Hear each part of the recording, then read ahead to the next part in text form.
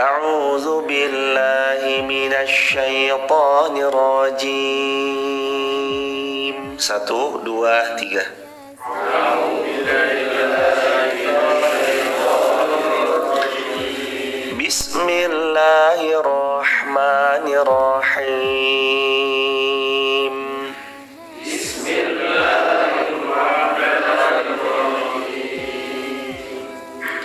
Wa minhum ummiyuna la ya'lamuna al-kitab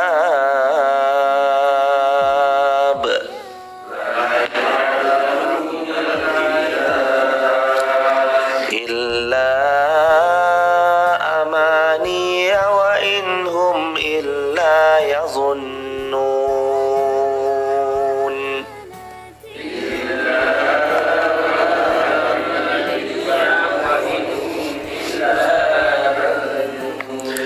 Fawailun lilladina yaktubuna al-kitaba biaydihim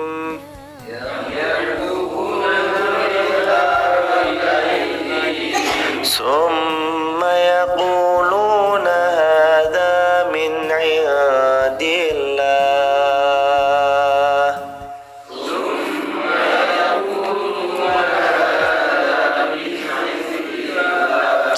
liyashtaru bihi samanan qalila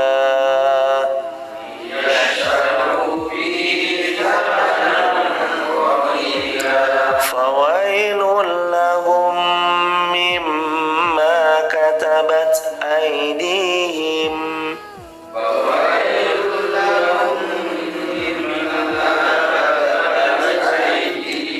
wa wailun lahum mimma yaksibun.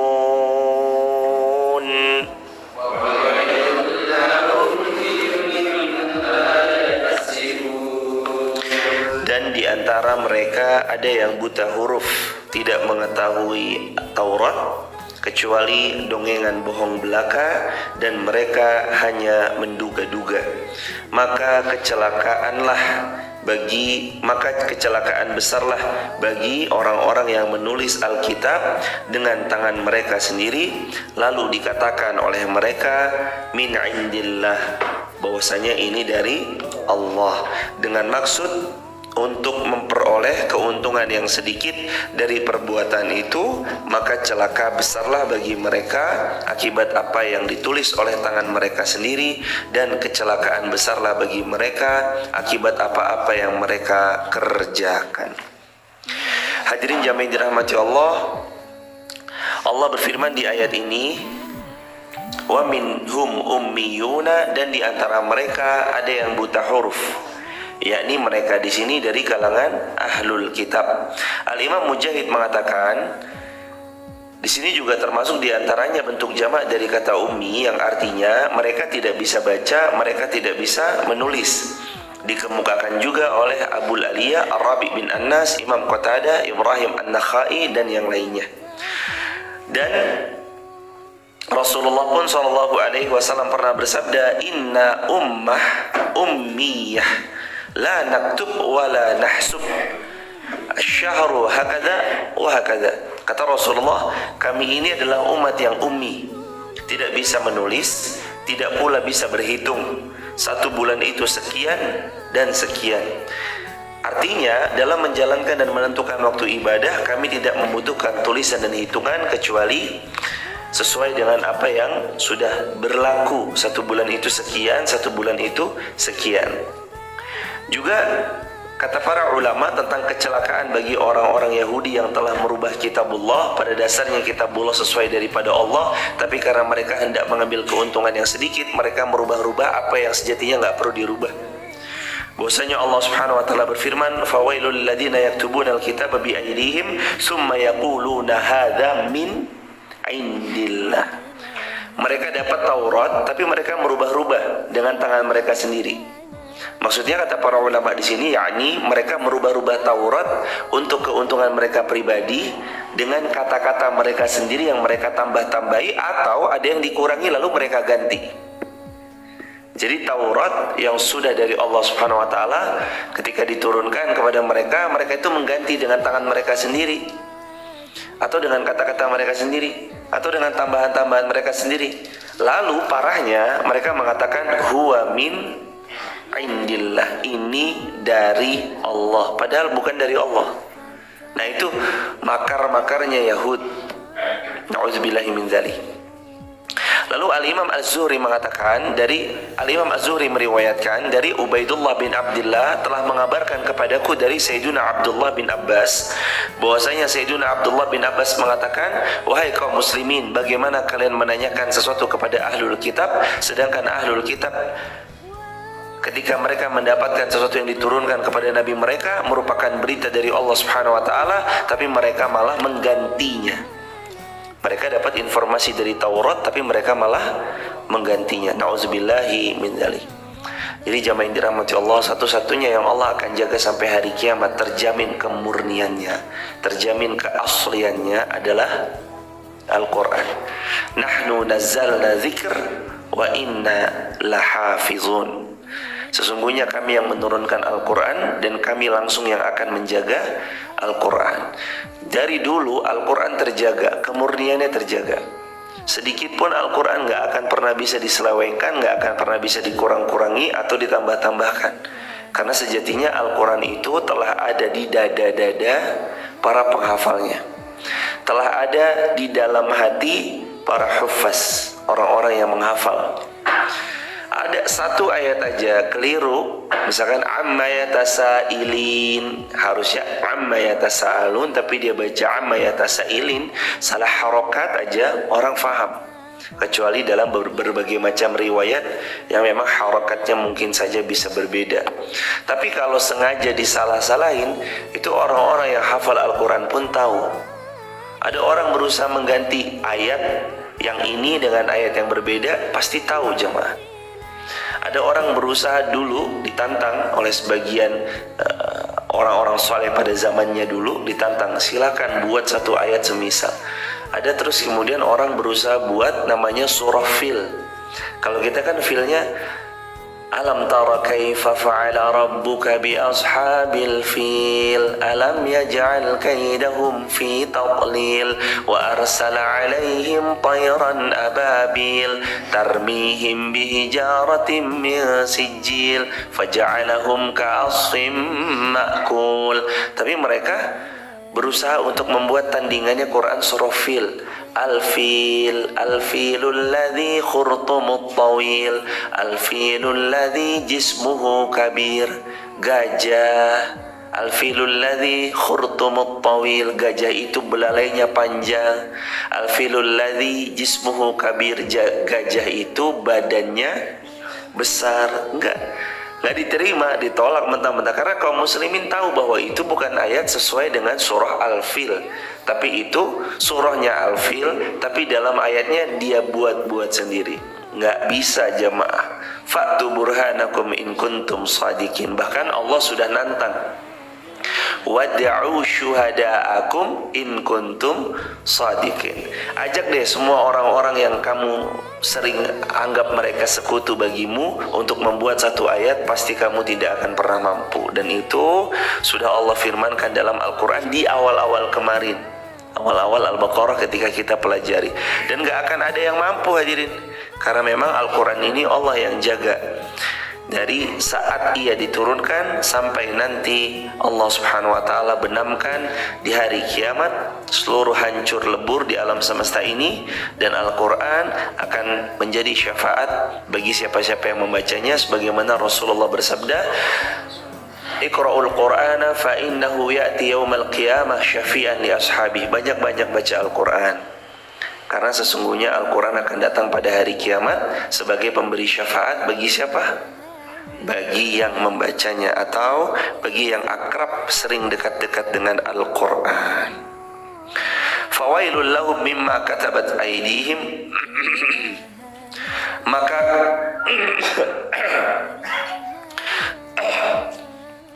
fawailul lahum mimma katabat aydihim, maka kecelakaan besarlah bagi mereka akibat apa yang ditulis oleh tangan mereka, dan kecelakaan besarlah bagi mereka akibat apa yang mereka kerjakan. Artinya, kecelakaan bagi mereka karena mereka menulis sesuatu yang dusta, dan kecelakaan pula bagi mereka karena mereka biasa makan-makan dari harta yang haram. Jadi sesuatu bila mana dia berdusta lalu kemudian dipercayai, lalu dia memperoleh keuntungan yang sedikit, itu kan artinya mereka makan dari sesuatu yang dusta. Makan dari sesuatu yang dusta sama dengan makan dari yang haram. Kalau ada orang berdusta untuk sesuatu dan dia memperoleh sedikit keuntungan dunia daripada itu, maka sungguh dari dustanya dia telah memasukkan ke dalam dirinya apa yang dia makan dari sesuatu yang haram. Makanya kemarin Rasulullah SAW juga telah pernah bersabda, dan kita tahu hadisnya, mukmin punya beragam macam perangai. Mukmin punya beragam macam perangai. Illal khiyanah wal kazib, kecuali dua. Yang pertama apa? Kecuali khianat. Yang kedua, bohong atau dusta. Mukmin itu perangainya banyak, kecuali khianat wal kazib, dan dusta. Karena mukmin itu bukan yang pengkhianat, mukmin juga bukan pendusta. Orang kalau sekali berdusta jemaah, dia akan berpotensi dusta yang kedua. Sebagaimana sering kita ulangi pelajaran ini, bahwasanya Rasulullah bersabda, dusta itu akan memanggil teman-temannya, kata Rasulullah SAW. Artinya apa? Kata para ulama muhaddisin, orang tuh kalau bohong sekali, potensinya akan bohong berikutnya, bohong berikutnya, bohong berikutnya, dan bohong berikutnya berkali-kali. Jadi bohongnya nggak cuma sekali. Dan parahnya, orang-orang yang suka berbohong, kalaulah dia dapat keuntungan dunia, sekecil apapun keuntungan dunia itu, karena bohongnya, lalu dengan keuntungan itu dia makan, sungguh dia telah memasukkan ke dalam perutnya makanan yang haram. Loh kok bisa? Ya karena dia bohong. Lalu dia dapat keuntungan dunia yang kecil itu, karena bohongnya, dari keuntungan itu dia makan, dan ini termasuk bagian daripada dia sedang memasukkan ke dalam perutnya murkanya Allah Subhanahu wa ta'ala, dan itu dia sedang memakan makanan yang haram. Sebagaimana Allah berfirman, fawailul lahum mimma katabat aydihim wa wailul lahum mimma yaksibun. Celaka bagi mereka sebab apa yang mereka tulis, celaka bagi mereka sebab apa yang mereka kerjakan. Kata para ulama di sini juga artinya kecelakaan besarlah bagi mereka karena mereka terbiasa berbohong, sebab kebohongan itu mereka dapat keuntungan walau kecil, dan kecelakaan besarlah karena mereka memakan makanan yang haram. Artinya ada keuntungan kecil itu menyebabkan mereka makan dari keuntungan karena berbohong itu, dan dari situlah yang disebutkan para ulama, mereka sedang memakan sesuatu yang haram. Makanya hadirin yang dirahmati Allah, perhatikan, kalau hadirin bekerja, lihat satu, proses masuk ke tempat kerjanya itu gimana. Ada sogok menyogok, ada suap menyuap, atau ada hal-hal yang sebenarnya kita nggak pantas, tapi supaya kita masuk ada pelicinnya. Hati-hati ya. Jangan karena awalnya sudah berdusta, jangan karena awalnya sudah lewat pelicin, uang suap, menyuap, sogokan, Anda yang tadinya nggak pantas diterima lalu Anda diterima, lalu Anda dapat penghasilan dari situ. Hati-hati ya hadirin. Karena lewat awal yang buruk itu boleh jadi nanti saat kita pun melalui kebohongan di awal, dosa di awal itu menyebabkan apa yang kita terima dari gaji menjadi kurang barokah, tersebab awalnya diawali dengan sesuatu yang Allah murkai, suap menyuap. Kata Nabi SAW riwayat Bukhari, ar-rashi wal murtashi finnar, yang menyuap dan yang menerima suap dua-duanya di neraka. Hati-hati ya hadirin, daripada suap menyuap. Berat nih, saya tuh nggak bisa kalau nggak menyuap, karena memang ada peraturan yang nggak tertulis, harus bawa pelicin kalau mau A, kalau mau B, kalau mau C. Allahu Akbar walillahil hamd. Jamaah yang dirahmati Allah, ingat selalu ya, disebut suap menyuap itu saat seseorang tidak pantas. Saat seseorang itu tidak pantas untuk mendapatkan sesuatu pekerjaan itu, tapi karena dia ingin mendapatkannya, dia harus menyogok dan segala macamnya. Tapi kalau itu adalah haknya Anda,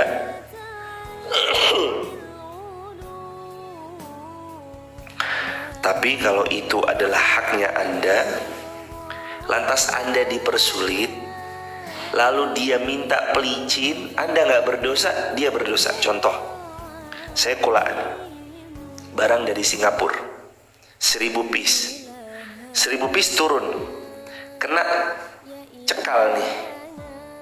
Padahal saya udah bayar A, bayar B, bayar C yang secara peraturan administrasi harus dibayarkan. Bayar apalah misalkan segala macam sudah. Tapi ada oknum sengaja menahan barang saya 1000 piece ini, sehingga barang saya nggak bisa saya ambil.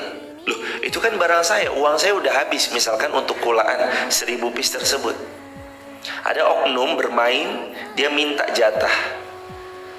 Kalau saya nggak ngasih, itu barang 1000 piece nggak bisa turun ke saya. Lantas gimana solusinya? Ini oknum ini harus diseperti apakan? Kalau memang bisa dilaporkan, laporkan. Tapi kalau memang nanti malah bertambah panjang dan segala bentuk macam-macamnya, oknum yang menahan itu dia minta jatah, saat kita memberikan kepadanya, itu bukan termasuk sogok menyogok, karena kita mengambil hak kita. Itu ada tas 1000, itu hak kita jemaah. Saat kita memberikan kepadanya, dia berdosa karena dia memalak, pungutan liar. Tapi kita nggak berdosa, sebab itu hak kita. Sebab itu hak kita. Yang sekarang menjadi banyak keraguan-raguan di tengah masyarakat adalah saat-saat seperti itu jemaah. Ini tuh gimana sih? Ini barang-barang saya kok.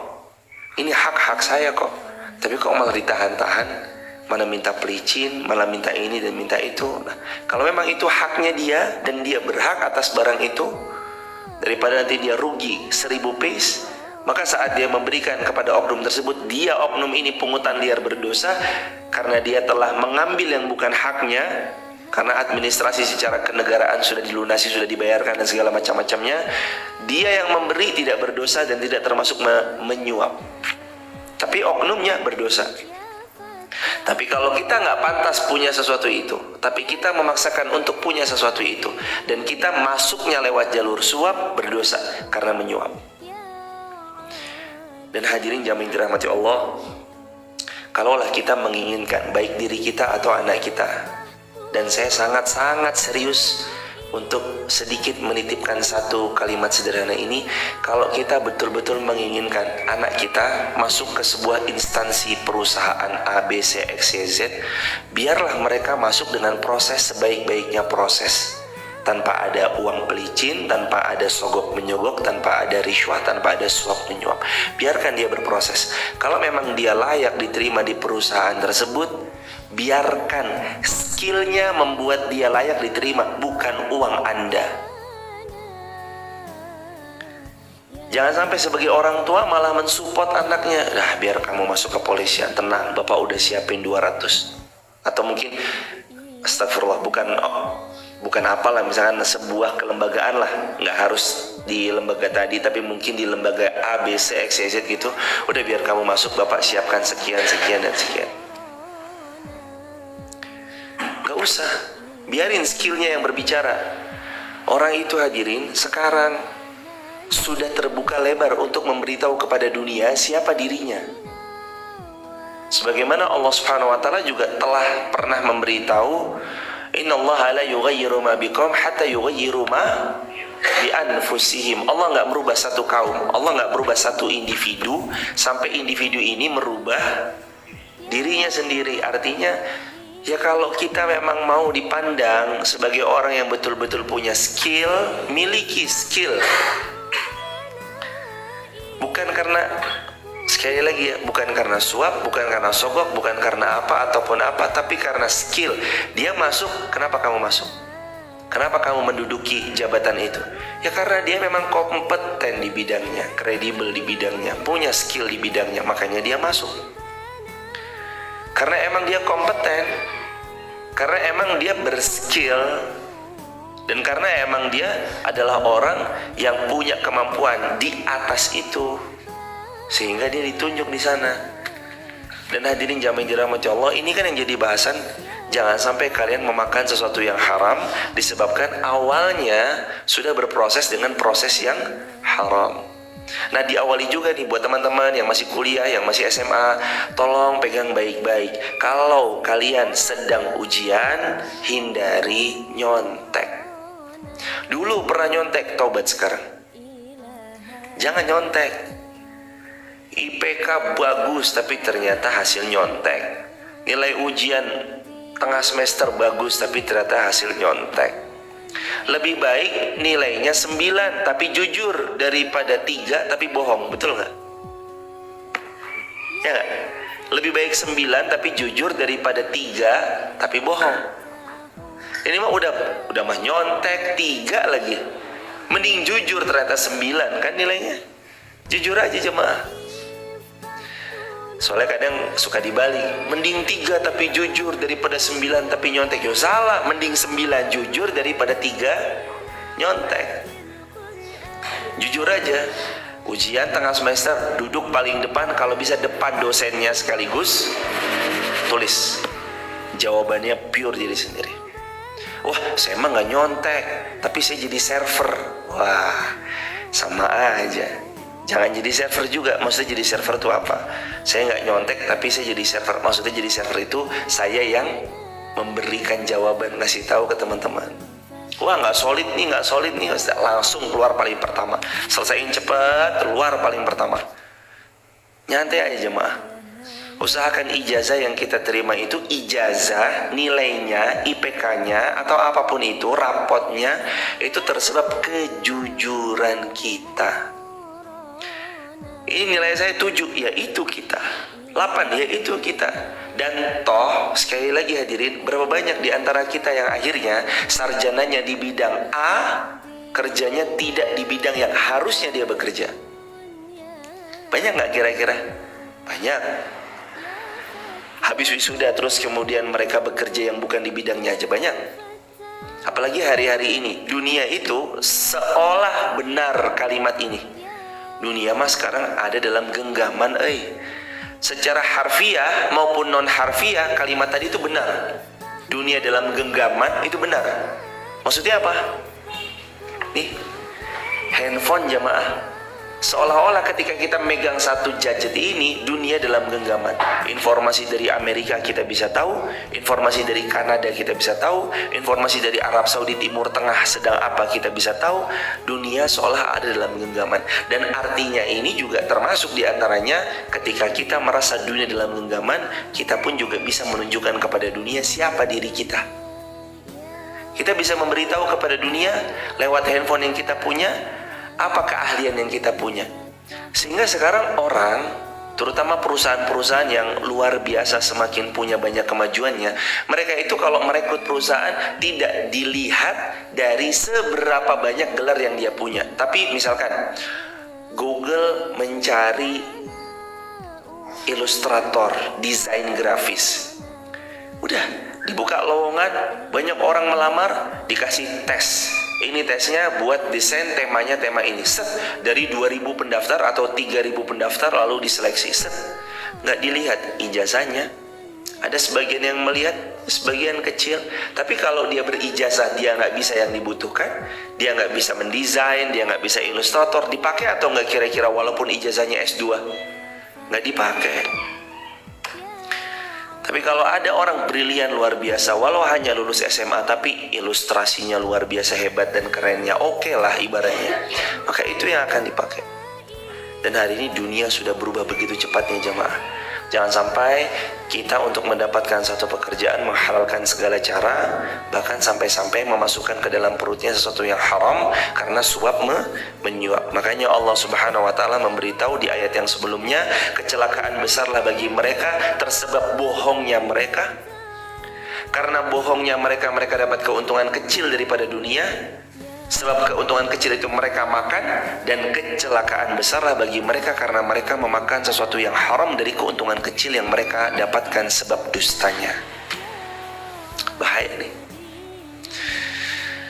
Termasuk ya kalau penjual dia bilang, wah ini kualitas nomor 1, padahal kualitas nomor 2. Tujuannya supaya laku lebih tinggi, dibilang kualitas nomor 1.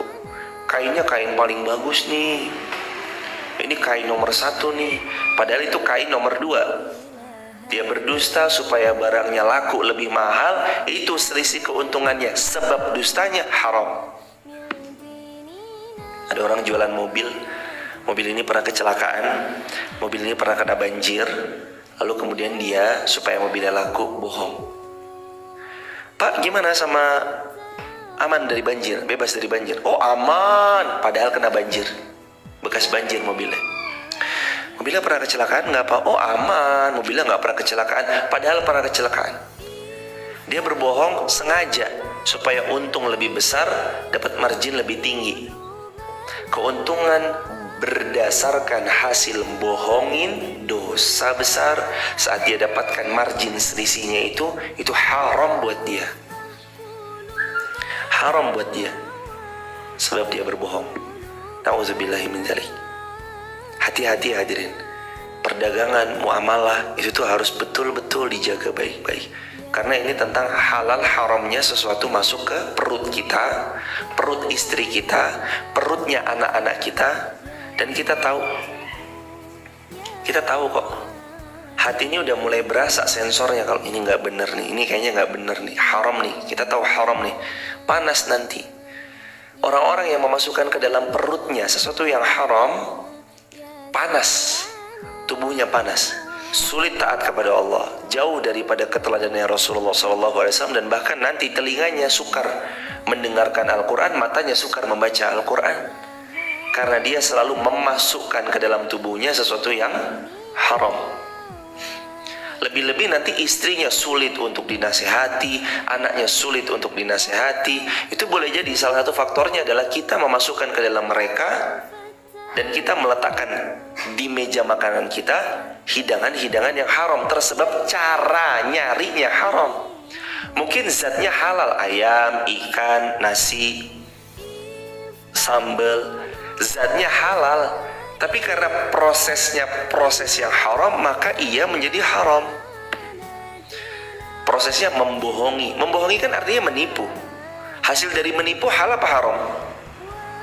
Hasil dari menipu halal atau haram? Haram. Jelas haram. Lalu dipakai makan untuk keluarga, ya nggak bisa, jadi haram. Nas'alullah salamah wal afiyah. Semoga Allah menyelamatkan kita dan Allah memberikan yang terbaik untuk kita berupa kesehatan yang selalu dipakai untuk beramal salih. Amin ya rabbal alamin. Jadi kecelakaan besar itu bagi orang-orang, satu, pendusta. Orang bohong pasti kecelakaan besar. Sekali dia bohong, 2 kali nanti dia bohong. Sudah 2 kali bohong berikutnya, kecelakaan besar bagi pendusta.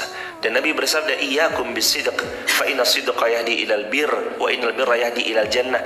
Lazimi olehmu kejujuran, karena kejujuran menghantarkanmu kepada kebaikan, kebaikan memasukkanmu ke dalam syurganya Allah. Iyyakum al-kadzib, dan jauhi olehmu perbuatan dusta.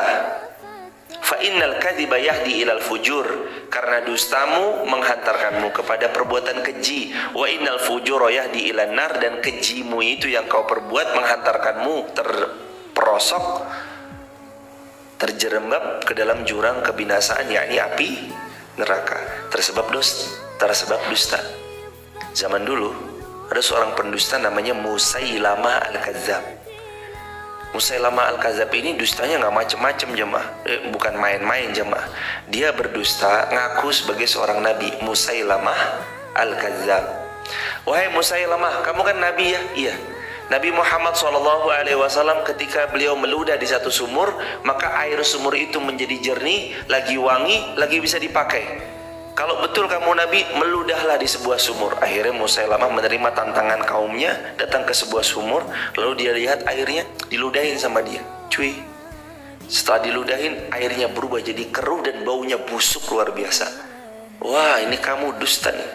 Akhirnya Musailamah Al-Kadzab disikat, dieksekusi karena dia telah berbohong, berdusta, menjadi seorang nabi. Ana, kata Rasulullah, ana khataman nabiyyin, aku, kata Rasulullah SAW, penutup para nabi. Lalu Nabi melanjutkan kalimatnya, la nabiyya ba'di, tidak ada nabi sesudahku. La nabiyya ba'di, nggak ada nabi lagi sesudahku. Aku nabi, nggak ada nabi lagi sesudahku. Nabi penutup ya Rasulullah. Maka kalau ada pihak yang mengaku nabi, pasti pendusta, karena Rasulullah penutup para nabi.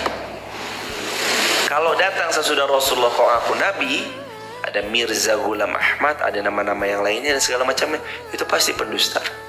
Pendusta hadirin. Siapapun yang merasa mengaku menjadi nabi, pendusta, karena Rasulullah penutup para nabi. Dan kembali lagi dalam bahasan, jadi siapa yang mendapatkan kecelakaan besar? Satu, para pendusta. Hindari berbohong, lazimi kejujuran, walau di depan kita kehancuran, dan pakai kejujuran itu sebagai sebuah prinsip hidup. Gak usah gak enakan. Kadang saking gak enakannya orang, mereka gak bisa jujur. Gak enak terus mereka gak jujur. Gak usah jemaah, gak usah gak enakan, lalu menyebabkan gak enakan itu membuat kita dusta. Tapi kalau bisa jujur aja lah jemaah. Jujur enak, jujur itu tenang, jujur itu menenteramkan hati. Jujur aja.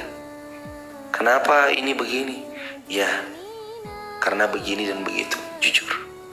Walaupun kita tahu nanti mungkin kita akan dirumahkan, karena kejujuran kita nanti di PHK, karena kejujuran kita atasan akan membenci kita. Boleh jadi emang sudah saatnya Allah hendak memindahkanmu karena kejujuranmu untuk berada di tempat yang mana kamu pantas berada di tempat itu tersebab jujur.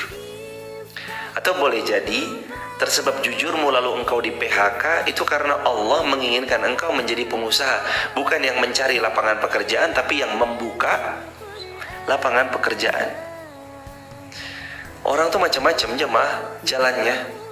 Kemarin corona banyak yang di PHK, tapi tidak sedikit juga yang sukses setelah di PHK. Ada bahkan seorang content creator ketika COVID, dia di PHK, dia dirumahkan. Terus karena di rumah dia gabut, dia main sosial media bernama TikTok, dia buat kontennya tuh mempermudah hidup, cuma begini-begini doang, begini-begini doang kontennya. Wah ini sulit, terus dia buat konten yang mudah, terus orang mana gitu, orang kulit hitam, lalu sekarang menjadi salah satu dengan pengaruh terbesar yang paling dominan. Luar biasa kan? Itu mungkin cara Allah, harus lewat sini dulu. Kamu di PHK dulu ya, kamu dirumahkan dulu ya, nanti Allah kasihkan rezeki lewat jalur yang lain. Dan ingat ya hadirin, tidak semua punya gaji. Sepakat? Iya. Nggak semua orang punya gaji, tapi semua orang pasti punya rezeki. Nggak semua kita punya gaji toh. Ada mungkin yang punya gaji tetap sekian dan sekian, tapi setiap orang tuh pasti punya rezeki. Wa ma min dabbatin fil ardi, wa ma min dabbatin fil ardi illa 'ala Allahi rizquha. Tidak satupun yang melata di atas muka bumi illa kecuali 'ala Allahi rizquha, Allah jamin rezekinya. Allah melata, syaratnya kan ada melatanya. Artinya bergeraklah. Fantashiru fil ard wabtaghu min fadlillah. Fantashiru fil ard, ya bertebaranlah di muka bumi. Wabtaghu min fadlillah, cari karunia-Nya Allah, raih fadlnya Allah. Nggak cuma diam doang, itu diam nanti untuk yang sudah passive income, untuk yang sudah perusahaannya bekerja autopilot untuk dia, itulah iya. Tapi kalau kita yang masih tertatih-tatih, memulai dari awal, membuat sebuah sistem, ya kan harus ini dong, harus mau perih, harus mau melata-melata dulu. Dalam bahasa Qur'annya tadi, wa ma min dabbatin fil ardi illa 'alallahi rizquha. Ya harus melata dulu, harus gerak dulu. Dan tujuan tidak lebih penting dari rutinitas apa yang kita jalani sekarang. Dan ini betul harus dipakai jemaah, yakin harus dipakai.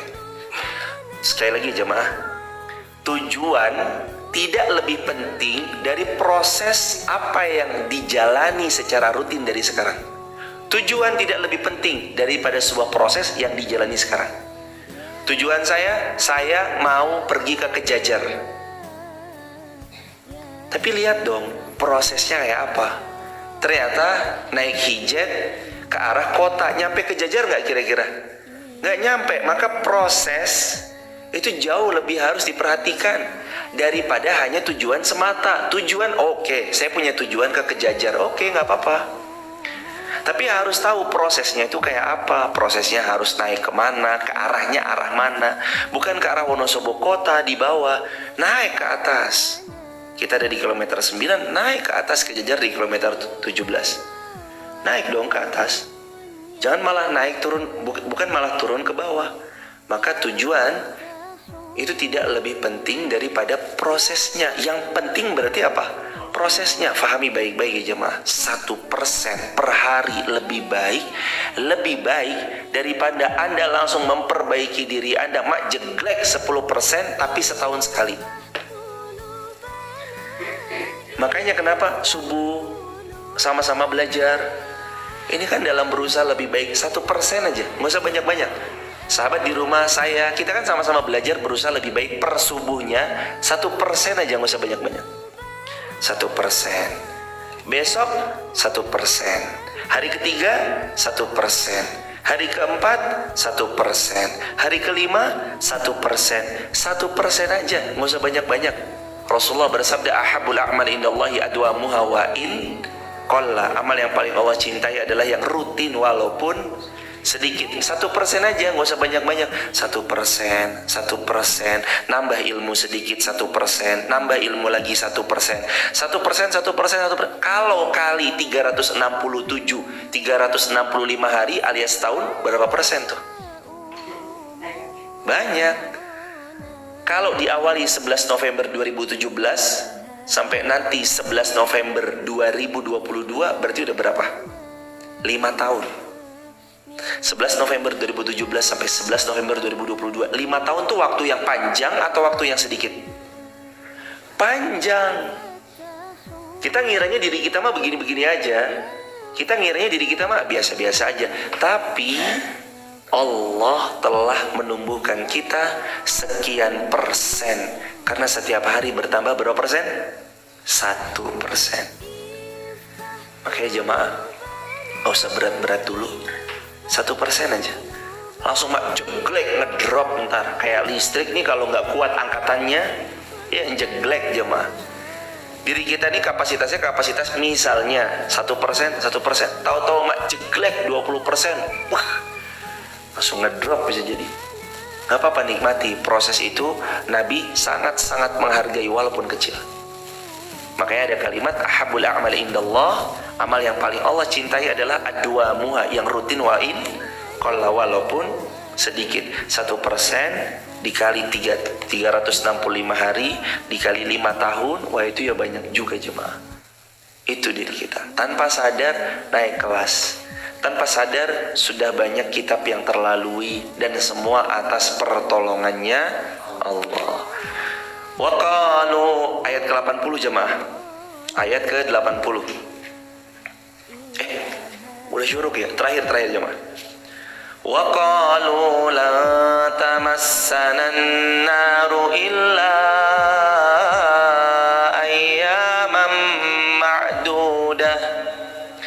Qul attakhadtum 'indallahi ahdan falan yukhlifallahu 'ahdah am taquluna 'ala Allahi ma la ta'lamun. Dan mereka berkata, kami sekali-kali tidak akan disentuh oleh api neraka kecuali cuma beberapa hari aja. Ya Allah, ini mana bahasan ini panjang aja mah. Orang zaman dulu itu udah ada yang bilang, gak apa-apa saya masuk neraka, gak apa-apa saya paling masuk neraka cuma beberapa hari doang. Na'udzubillah. Zaman dulu udah ada kalimat itu ternyata. Dan mereka berkata, kami sekali-kali tidak akan masuk ke dalam neraka. Kalaulah kami masuk paling cuma beberapa hari saja. Ini perkataan orang zaman sekarang, ada gak yang mengatakan begini? Ada. Influencer yang bilang begini ada nggak? Ada. Nggak apa-apalah. Emang apa? Di neraka saya ini bukan neraka kamu kan? Itu juga saya di neraka paling cuma transit. Habis itu kan saya masuk surga juga. Dengan PD-nya dia bilang begitu. Jamaah yang dirahmati Allah, ketahuilah, jangan pernah bermain-main soalan neraka. Karena boleh jadi Anda bisa masuk ke dalamnya, tapi Anda belum tentu bisa keluarnya. Anda punya tiket masuk ke dalam neraka, tapi belum tentu Anda punya tiket keluar. Apalagi kadang-kadang kita mendengarkan ayat-ayat Al-Quran, sebagiannya ada kalimat khalidina fiha abada, kekal selama-lamanya di neraka. Ya kalau Anda transit masuk neraka sebentar transit, kalau ternyata Anda abadi selama-lamanya di sana, gimana jemaah? Kalau ternyata kekal selamanya di sana, gimana hadirin? Kalau ternyata terjadi apa yang Allah firmankan kepada Anda, Al-Quran surah Al-Mu'minun ayat 107 sampai 108. Rabbana akhrijna minha fa in udna fa inna zalimun qala khsa'u fiha wala tukallimun. Ya Allah, kembalikan aku ke dunia ya Allah. Kalau sampai aku maksiat lagi, kalau sampai aku kufur lagi, kalau sampai aku berdusta lagi, fa in udna fa inna zalimun. Kalau sampai aku mengulangi perbuatan yang kau murkai, aku termasuk zalim ya Allah. Dia minta kembali ke dunia, minta kesempatan kedua. Apa Allah jawab?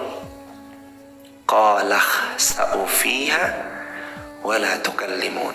Tetap tinggal dengan hina kamu di dalam neraka dan jangan pernah ajak aku berbicara lagi. Allah. Kalau sampai dia masuk ke dalam neraka, lalu Allah berkata begitu sama dia, game over, gak bisa keluar. Maka orang yang bilang zaman sekarang itu sebenarnya zaman dulu juga ada yang bilang begitu. Wa qalu lan tamassanan nar, kami mah nggak bakalan masuk neraka, keles. Bahasa anak gaulnya sekarang gitu. Illa ayyaman ma'dudat, ya kalau kami masuk neraka ayyaman ma'dudat, ya paling cuma beberapa hari doang lah. Pede banget. Nggak apa-apa gue di neraka, atau nggak apa-apa saya masuk neraka, paling juga di neraka cuma sebentar, paling gue di neraka paling seminggu 2 minggu. Ya Allah, 1 detik aja cukup membuat Anda nyesal seumur hidup. Sedetik aja cukup membuat Anda nyesal seumur hidup hadirin. Apalagi ayat Al-Quran, 1 hari di akhirat berapa tahun? Ada dua. Ada yang mengatakan 1000 tahun. Sebagaimana Al-Quran surah An-Najm.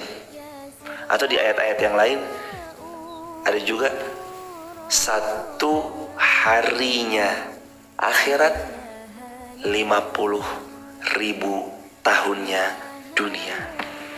Berarti kalau 2 minggu berapa ribu tahun jemaah? Allah. Ya Allah, masukkan kami semua masuk surga tanpa hisab ya Allah. Amin ya rabbal alamin. Jemaah yang dirahmati Allah Subhanahu wa taala, nanti ini saya mau mohon izin besok kita ulangi lagi ya ayat ke-80 karena nggak bisa dibahas dalam beberapa menit doang, ini nggak bisa. Apalagi kita sudah masuk ke syuruk, tapi ini besok dibahas. Jadi zaman dulu pun udah ada yang berkata nggak apa-apa masuk neraka, paling cuma bentaran doang. Itu zaman dulu udah ada. Ini tercapture dalam Al-Quran, Quran surah Al-Baqarah ayat ke-80. Semoga Allah berkahi hidup kita, Allah karuniakan keberkahan dalam segala aktivitas kita, dan Allah jadikan keluarga kita sakinah mawaddah rahmah, istiqomah sampai husnul khatimah. Barakallahu fikum.